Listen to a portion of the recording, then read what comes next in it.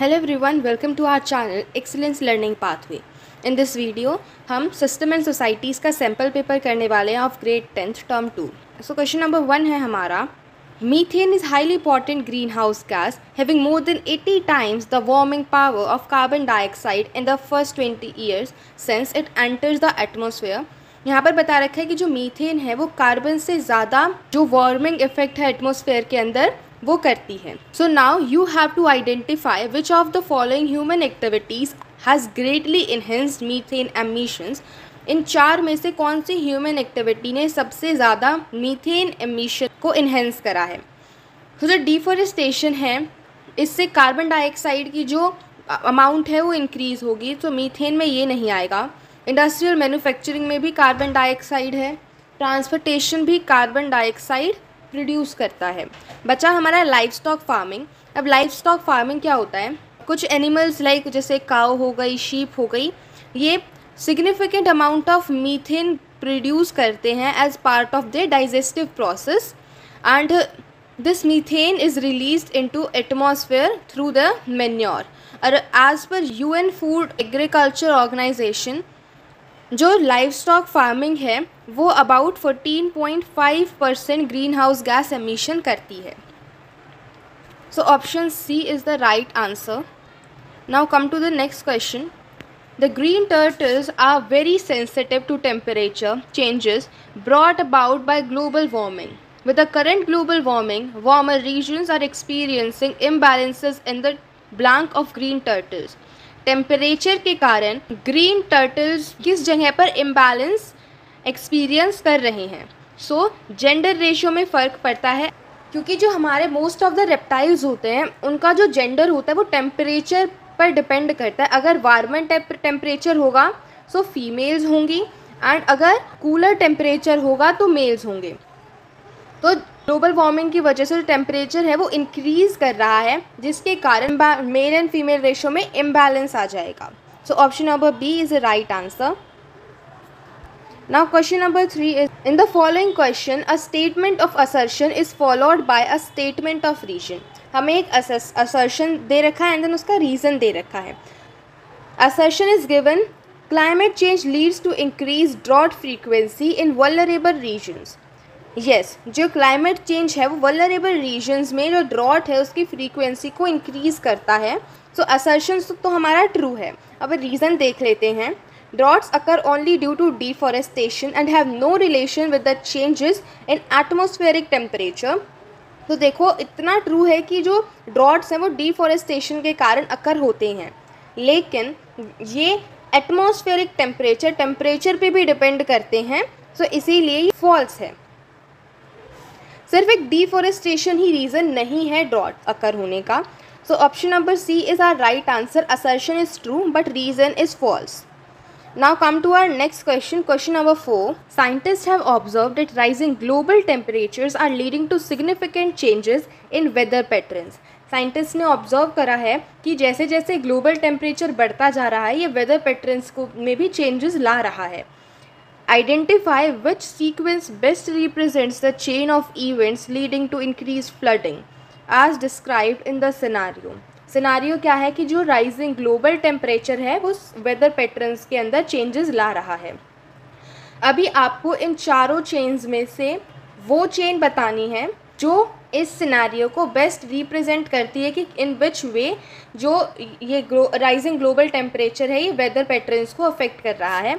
So option A is the right answer, because सबसे पहले global warming हुई. जो अर्थ का एवरेज टेम्परेचर है वो इंक्रीज़ हुआ, इसीलिए ग्लोबल वार्मिंग हुई. और क्यों हुआ? Because of we can say human activities जैसे कि बर्निंग फॉसिल फ्यूल हो गया या फिर डिफॉरेस्टेशन. अब ग्लोबल वार्मिंग हुई, इसके कारण क्या हुआ, एज अ प्लैनेट जो अर्थ है ये वार्म हुई, इसका टेम्परेचर इंक्रीज़ हुआ. इसीलिए जो ये हायर टेम्परेचर है इसने लीड किया इंक्रीज्ड इवापोरेशन में. वार्मर टेम्परेचर हुआ जिसके कारण क्या हुआ, ज़्यादा पानी इवापोरेट होने लगा from oceans, lakes, rivers etcetera into the atmosphere. और इसी इंक्रीज्ड इवापोरेशन के कारण जो क्लाउड्स हैं वो डेंसर होने लगे. बिकॉज जो वाटर वेपर्स हैं वो एटमॉस्फेयर में क्या हो गए, कंडेंस होने लगे and making the clouds more denser. और यही डेंसर क्लाउड्स लीड करते हैं हैवी प्रेसिपिटेशन में, बिकॉज जो डेंसर क्लाउड्स हैं वो लीड करेंगे मोर इंस्टेंस या फिर फ्रीक्वेंट प्रेसिपिटेशन इवेंट, जैसे कि हो गया हैवी रेनफॉल और स्नोफॉल। और इसी के कारण जो हैवी रेनफॉल हो रही है ये ड्रेनेज सिस्टम को ब्रेक करते हुए फ्लड्स जैसी प्रॉब्लम्स अकर करता है। तो option number A is the best chain which represents the given scenario. Now come to the question number 5.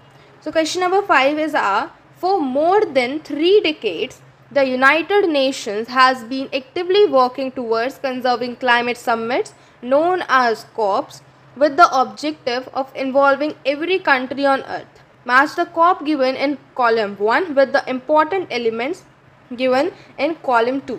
In this आपको column 1 में COP summits बता रखी हैं कि ये COP summits हैं एंड आपको मैच करना है विद कि क्या डिसीजंस, क्या की आउटकम निकला था, क्या एग्रीमेंट हुआ था उस इन दैट कोप समिट। तो आपको वो इसके अंदर बताना है, मैच करना है।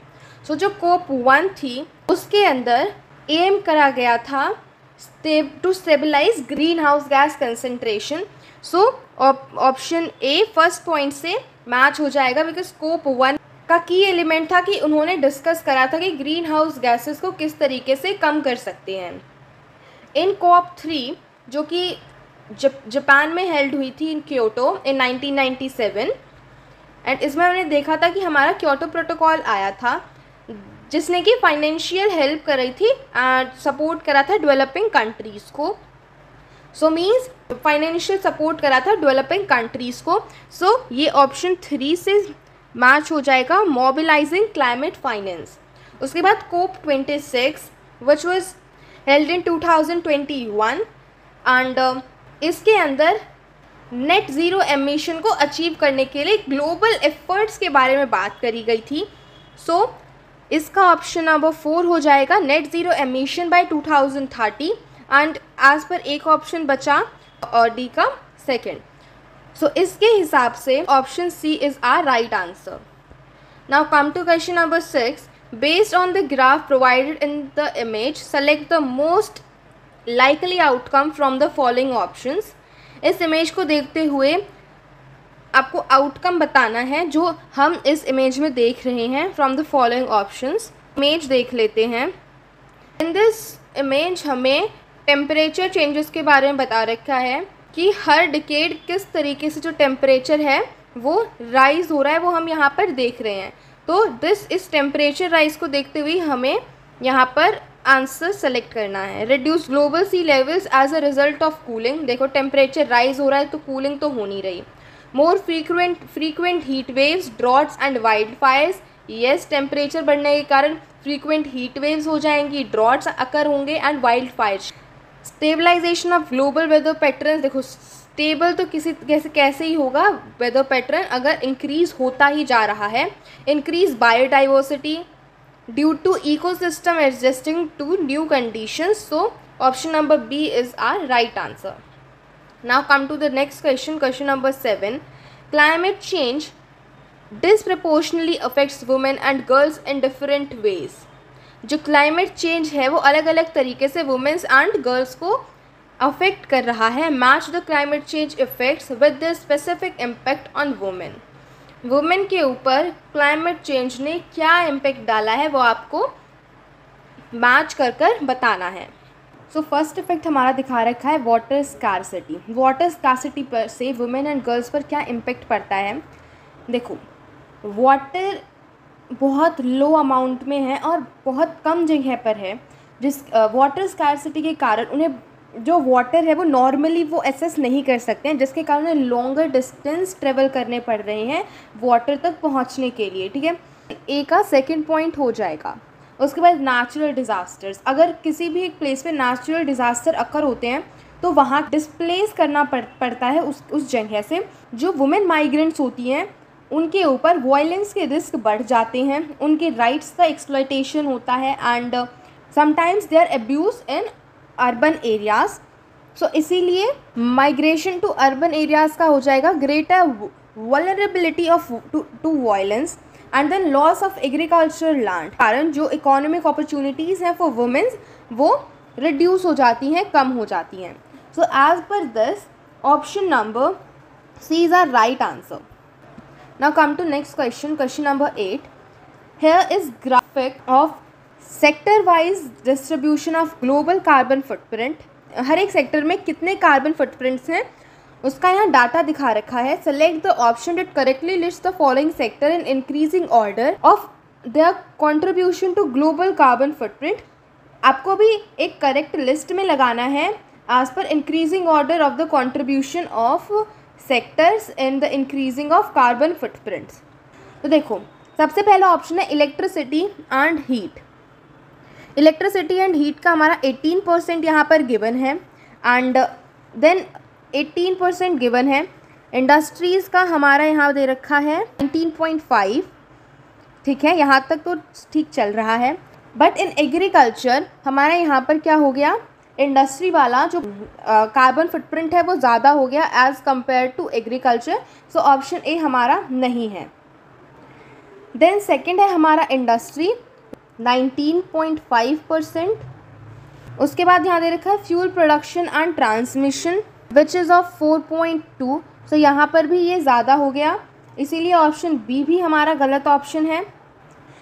Then option C road transportation which is of 10% and then agriculture which is of 15% and then electricity and heat which is of 18% and in the last हमारी क्या है industry which is of 19.5%.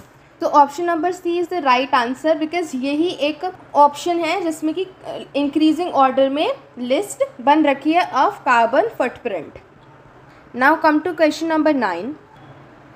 So question number 9 is our climate change, especially sea level rise, is a major threat to vulnerable regions such as the Sundarbans, a coastal region with unique ecosystem and dense human settlements.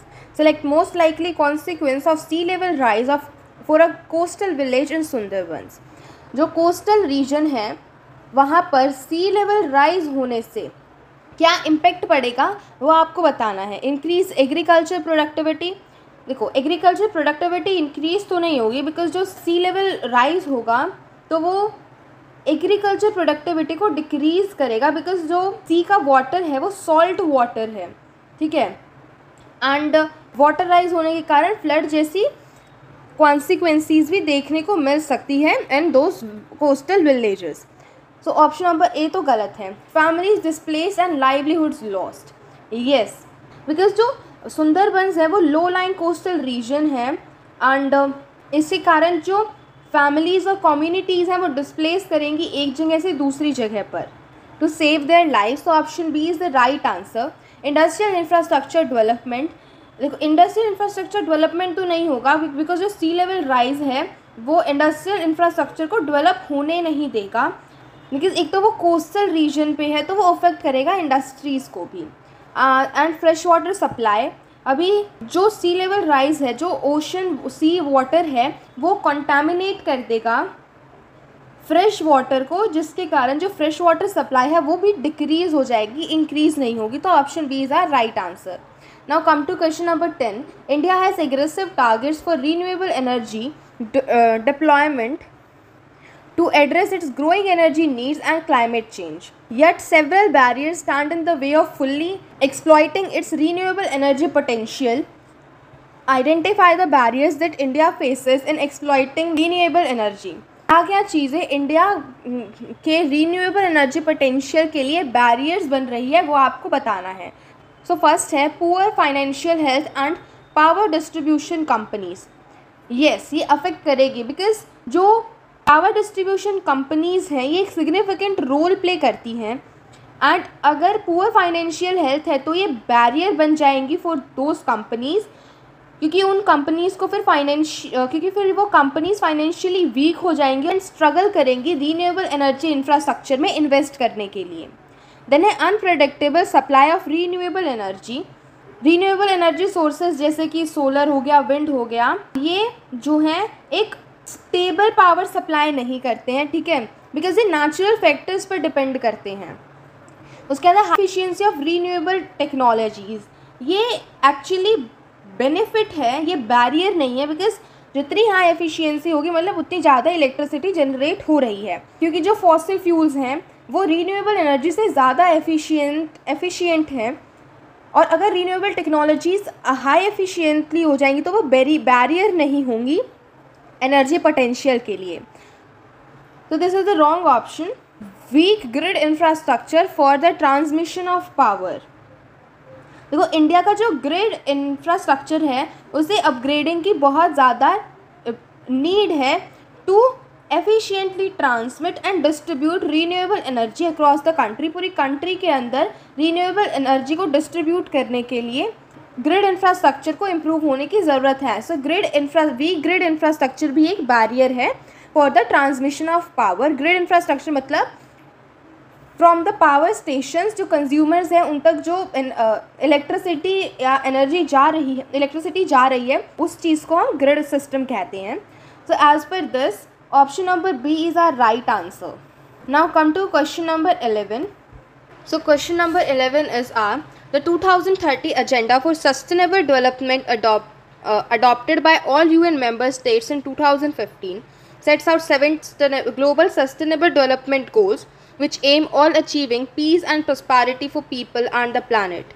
India, as one of the 193 UN member states, commits to these goals and pledge to actively contribute to their realization. Analyze the relationship between climate change impacts and the challenges in achieving food security and sustainable agriculture as outlined in Sustainable Development Goal 2 in rural areas. Provide 4 well explained points or arguments to support your analysis.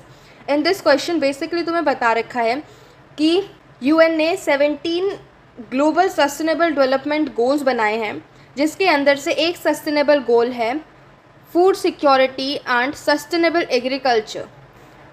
अब इस गोल को लेते हुए आपको climate change से India के rural areas में SDG गोल development goal 2 में क्या क्या चैलेंजेस आ रहे हैं इसको अचीव करने के लिए वो बताने हैं इन 4 पॉइंट्स, ठीक है। तो देखो सबसे पहले तो आप बता सकते हो कि जैसे कि जो क्लाइमेट चेंज है इसमें हमारा जो टेम्परेचर है वो राइज़ हो रहा है। टेम्परेचर राइज होने के कारण क्या हो रहा है, जो वाटर है वो इवापोरेट जल्दी हो रहा है, जिसके कारण जो वाटर अवेलेबिलिटी है क्रॉप के लिए वो अफेक्ट हो रही है एंड प्लांट की ग्रोथ है वो रिड्यूस हो जा रही है, ठीक है। एक तो राइज ऑफ टेम्परेचर आ गया, ठीक है। दूसरा आप लिख सकते हो चेंजिंग प्रेसिपिटेशन। जो प्रेसिपिटेशन पैटर्न है वो चेंज हो रहे हैं, जिससे कि हम कह सकते हैं फ्रीक्वेंट ड्रॉट्स और फ्लड्स जो हैं वो अकर हो रहे हैं और ये क्रॉप को डैमेज कर रहे हैं और एग्रीकल्चर प्रोडक्टिविटी है उसको डिस्टर्ब कर रहे हैं। ये 2 पॉइंट हो गए। इसके बाद तीसरा पॉइंट आप लिख सकते हो कि सॉइल डिग्रेडेशन। सॉइल डिग्रेडेशन से क्या होगा, जो सॉइल की फर्टिलिटी है वो कम हो जाएगी और वो क्रॉप की ग्रोथ को अफेक्ट करेगी। देन 4th पॉइंट आप क्या लिख सकते हैं कि जो रूरल लाइवलीहुड्स हैं उन पर इम्पेक्ट पड़ रहा है एंड जो माइग्रेशन एक्टिविटीज़ हैं वो बढ़ रही हैं, क्योंकि देखो जो स्मॉल होल्डर फार्मर्स हैं या फिर मार्जिनलाइज कम्युनिटीज़ हैं, ये जो क्लाइमेट रिलेटेड शॉक्स आ रहे हैं जैसे कि क्रॉप फेलियर्स हो गए जिसके कारण जो इनकम है वो रिड्यूस हो रही है, पुवर्टी इंक्रीज़ हो रही है, ये सारी चीज़ों को देखते हुए जो फार्मर्स हैं वो फोर्स हो रहे हैं माइग्रेट करने के लिए टूवर्ड्स अर्बन रीजन्स, ठीक है। अर्बन एरियाज़ की साइड उन्हें माइग्रेट करना पड़ रहा है in search of better opportunities which can lead to brain drain या फिर loss of traditional knowledge and increase vulnerability to climate related risk. तो ये 4 पॉइंट्स आप लिख सकते हैं जिसके कारण इंडिया इस सस्टेनेबल डेवलपमेंट गोल को अचीव करने के लिए चैलेंजेस फेस कर रहा है। Now come to question number 12.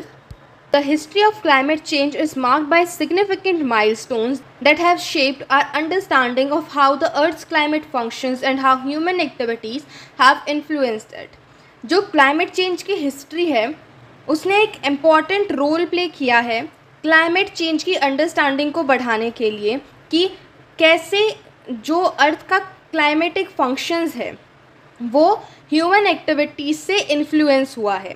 These are key events ranking from early scientific discoveries to international agreements.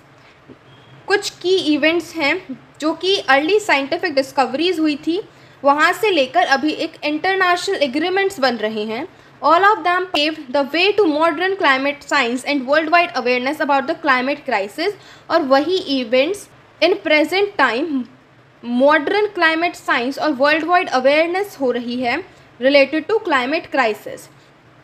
Now you have to trace 4 of these events। यहाँ पर जिन key events की बात करी गई है उनमें से किसी 4 events को बताना है। Key to history or a set of events and milestones significantly contributing to understanding climate change and provide detailed insights into each। और उन सब की आपको डिटेल भी बतानी है। ये टॉपिक हम ऑलरेडी यूनिट 4 में कर चुके हैं, तो आप वहाँ से आइडिया ले सकते हो। If you have read that unit तो आपको कुछ आइडिया होगा कि क्या क्या इवेंट्स हुए थे। जैसे कि 14th सेंचुरी BCE में जो एंशियंट फिलोसोफर थे उन्होंने क्लाइमेट वेरिएशन को ऑब्जर्व करा था। फिर 1969 में बाय नाटो उन्होंने एड्रेस किया था क्लाइमेट चेंज को फोकस करते हुए इश्यूज़ लाइक एसिड रेन या फिर ग्रीन हाउस गैस इफेक्ट। ठीक है, इसके अलावा आप क्या कर सकते हो कि फर्स्ट लिख सकते हो 1896 में एक स्वीडिश साइंटिस्ट ने जिन्होंने डिस्कवर किया था जो ह्यूमन एक्टिविटीज़ हैं जैसे कि बर्निंग ऑफ फॉसिल फ्यूल्स, ये कार्बन डाइऑक्साइड रिलीज़ करती है into the atmosphere which trap the heat and warm the planet. जो ये फाइंडिंग थी कि जो fossil fuels, burning of fossil fuels है, डिफॉरेस्टेशन है, इन चीज़ों के कारण जो कार्बन डाइऑक्साइड एमिट हो रही है या फिर इंक्रीज़ हो रही है वो किस तरीके से प्लैनेट को वार्मर से वार्मर करती जा रही है। ये मॉडर्न क्लाइमेट साइंस की एक फाउंडेशन बन गई है। ठीक है, उसके बाद सेकेंड इवेंट आप कर सकते हो इन 1957 एक अमेरिकन साइंटिस्ट थे, दे वांट दैट जो ह्यूमन एक्टिविटीज़ हैं वो बढ़ती जा रही हैं जिसके कारण जो कार्बन डाइऑक्साइड लेवल है वो भी एटमॉस्फेयर में बढ़ता जा रहा है जिसके कारण ग्लोबल वार्मिंग अकर हो रही है। ठीक है, इसके बाद आप थर्ड इवेंट लिख सकते हो कि हम क्लाइमेट चेंज इन्वायरमेंटल इश्यूज़ के लिए अवेयर करने के लिए 22 अप्रैल को अर्थ डे के नाम से सेलिब्रेट करते हैं। 1970 में अर्थ डे पहली बार सेलिब्रेट हुआ था इन द यूनाइटेड स्टेट्स। जो ये इवेंट है ये अवेयरनेस रेज करता है अबाउट इन्वायरमेंटल इश्यूज़ इंक्लूडिंग हम कह सकते हैं air and water pollution and mark the beginning of modern environmental movement. और अभी मॉडर्न जो एनवायरमेंटल मूवमेंट्स हैं उनकी बिगनिंग जो थी वो अर्थ डे को सेलिब्रेट करने से ही हुई थी। उसके बाद आप फोर्थ इवेंट लिख सकते हैं Paris agreement. Paris agreement was of 2015। तो जो पेरिस एग्रीमेंट है वो ऑलमोस्ट 200 कंट्रीज़ ने साइन करा था इन 2015। जो ये एग्रीमेंट है वो एम करता है टू लिमिट ग्लोबल वार्मिंग। जो ये एग्रीमेंट है ये मार्क करता है एक significant milestone in international cooperation to address climate change. Now come to the next question, question number 13. In question number 13, you are a country's education minister. आप एक country के education minister हैं and are responsible for framing policies to make students prepared to fight the urgent issue that the world is facing about climate change। और आपको policies frame करनी है students के लिए ताकि वो climate change के बारे में aware हो सके and prepare रहें to fight against this issue of climate change। In a policy meeting, you would like to stress the importance of incorporating climate education in the school curriculum। आप एक policy meeting में हैं and आपको अपना point बताना है कि जो climate education है वो school curriculum में क्यों incorporate करनी चाहिए, importance क्या है उसकी students को पढ़ाने की। Now you have to justify the school curriculum by including climate education by providing 6 cogent arguments of long-term implication on society। आपको 6 points बताने हैं जो आप पॉलिसी में डालेंगे to implement in your society related to climate education. तो देखो, first point हम कह सकते हैं कि अगर हम स्टूडेंट्स को at an early age climate change के बारे में एजुकेट करेंगे तो हम अपने फ्यूचर लीडर्स को एम्पावर कर सकते हैं, ठीक है। क्योंकि by teaching climate education we can empower our students to become future leaders who can make informed decision about the environment because they are aware about this issue. They will understand the urgency of climate change and be equipped to develop innovative solutions, and उनका mindset पहले से ऐसा develop होगा जिससे वो pre thinking कर पाएंगे कि क्या न्यू सॉल्यूशंस हम लेकर आ सकते हैं टू कम्बैट दिस इशू, ठीक है। सेकेंड पॉइंट आप लिख सकते हैं दैट स्टूडेंट समझ पाएंगे कि क्लाइमेट चेंज और उसके इम्पैक्ट्स के पीछे की साइंस क्या है and the importance of sustainability. Sustainable तरीके से रिसोर्सेज का यूज़ करते हैं हम, रीन्यूएबल रिसोर्सेज का यूज़ करते हुए किस तरीके से फ्यूचर को बेटर बना सकते हैं। This literacy is essential for making informed choices in their personal and professional lives. इसके अलावा हम थर्ड पॉइंट ला सकते हैं like bye incorporating climate education into the curriculum में क्लाइमेट चेंज एजुकेशन को डालने से हम स्टूडेंट्स को इंस्पायर कर सकते हैं to adopt sustainable behaviours and lifestyles, जो कि उन्हें हेल्प करेगा to reduce their carbon footprint and promote environmentally friendly practices.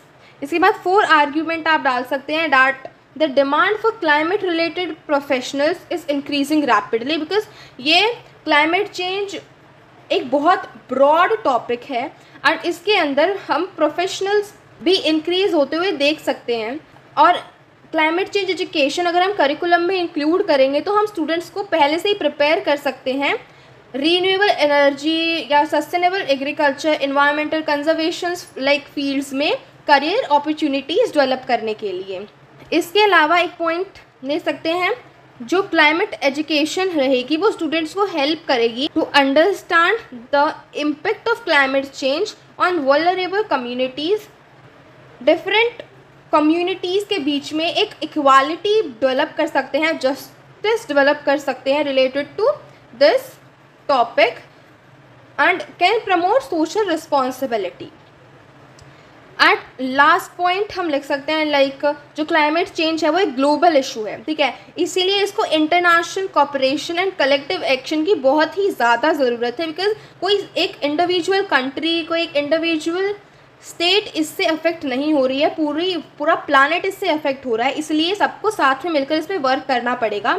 अगर हम क्लाइमेट एजुकेशन को एक सब्जेक्ट बनाएंगे तो हम ग्लोबल सिटीजनशिप को फोस्टर कर सकते हैं एंड स्टूडेंट्स को इनकरेज कर सकते हैं to actively participate in addressing this global challenge. इस ग्लोबल चैलेंज को से रिलेटेड अवेयरनेस स्प्रेड करने के लिए मोटिवेट कर सकते हैं, ठीक है।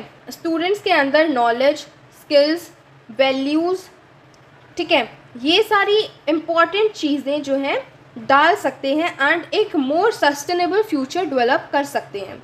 Now come to our next question, question number 14.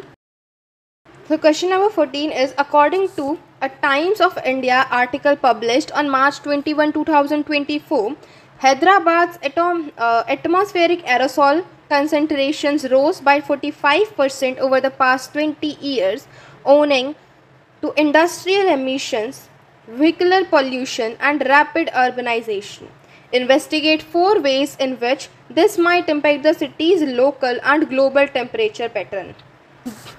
जो मार्च 21, 2024 में एक आर्टिकल पब्लिश करा गया था by the Times of India with the topic Hyderabad atmospheric aerosol concentration जो है वो बढ़े हैं by 45% over the past 20 years owing to industrial emission, vehicular pollution and rapid urbanisation. इन सभी चीज़ों के कारण जो एरोसॉल्स हैं उनकी काउंटिंग, उनकी अमाउंट जो है एटमॉस्फेयर में वो 45% से बढ़ी है।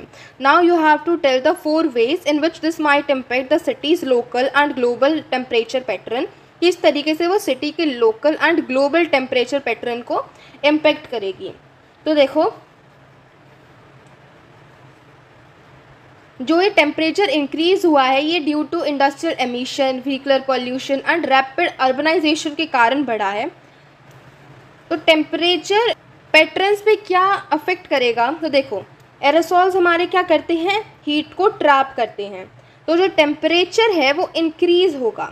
जो एरोसॉल्स हैं वो हीट को ट्रैप करेंगे और लीड करेंगे लोकल टेम्परेचर को इंक्रीज़ करने में, राइज करने में, और ये क्या कॉज करेगा, heat related illness, specially during summer month, summer के टाइम पर और भी ज़्यादा health related heat related health illnesses को भी कॉज करेगा।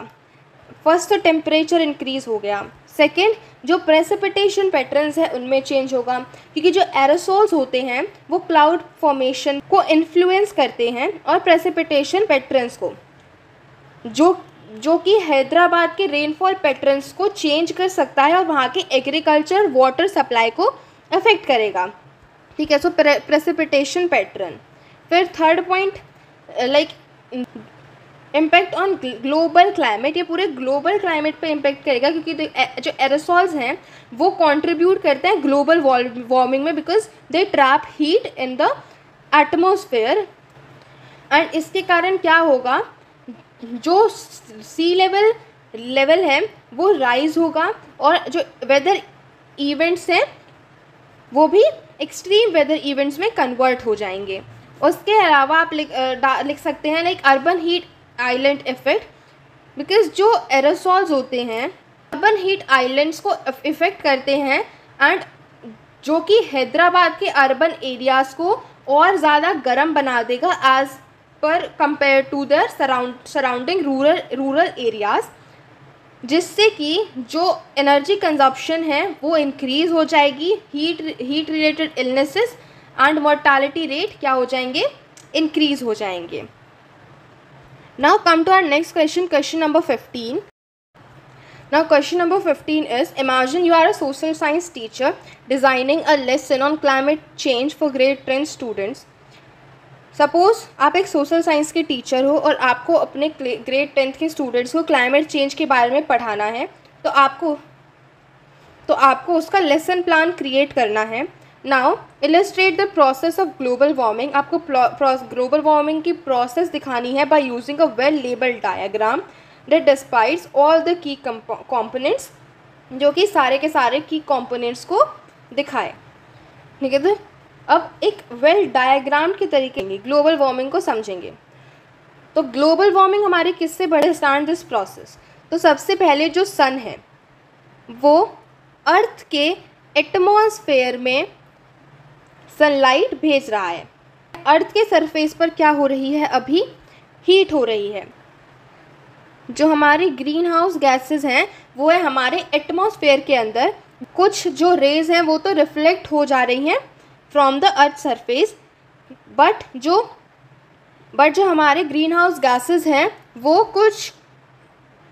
वो इस हीट को क्या कर रहे हैं, एब्जॉर्ब कर रहे हैं और रिफ्लेक्ट नहीं होने दे रहे हैं, जिसके कारण जो हीट है वो यहाँ क्या हो गई है, ट्रैप हो गई है। और इसी ट्रैप्ड हीट के कारण जो अर्थ है वो वार्मर हो रही है। तो ये हमारा डायग्राम हो गया। आप और अलग अलग डिफरेंट वेज में बना सकते हैं। बस समझा देते हैं कि जो सन है वो एनर्जी दे रहा है, सन की जो रेज हैं वो अर्थ के एटमॉस्फेयर में एंटर कर रही हैं।